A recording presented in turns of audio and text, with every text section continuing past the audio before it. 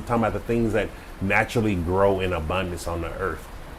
And this is why these foods are important. And one of the beautiful things about fiber is it's been studied through the Harvard Health Institute, the Nurses Association study, different studies, even the Blue Zone studies, that once you get over 15% of fiber, you start reducing your chances of having lifestyle issues. So if you notice, if you've done the supercharged smoothie and if you actually calculated and you tracked it, how I did it in there, you will see that you are getting over 40 grams of fiber just in one smoothie. And the reason being is that's getting you at a ratio of over 50% chances of reducing any issues that you're having from lifestyle issues. Remember, as you're increasing your fiber, your chances for heart attack, stroke, diabetes, certain cancers are going down each and every time as you're getting over that 15 grams of fiber.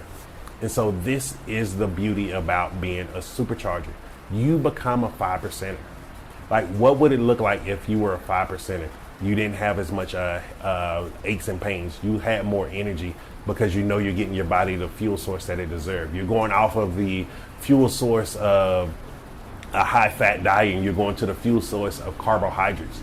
But not only carbohydrates, it's fueling you with the fiber also to help you start releasing some of those illnesses, some of those lifestyle choices that has caught up with us. Like, this is the beauty about being a supercharger and being a 5%er.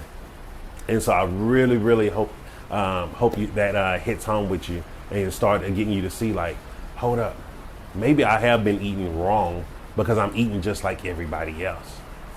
And just to let you know, like, when I first started transitioning, I didn't know about this. No one told me about, no one's eating enough fiber each and every day.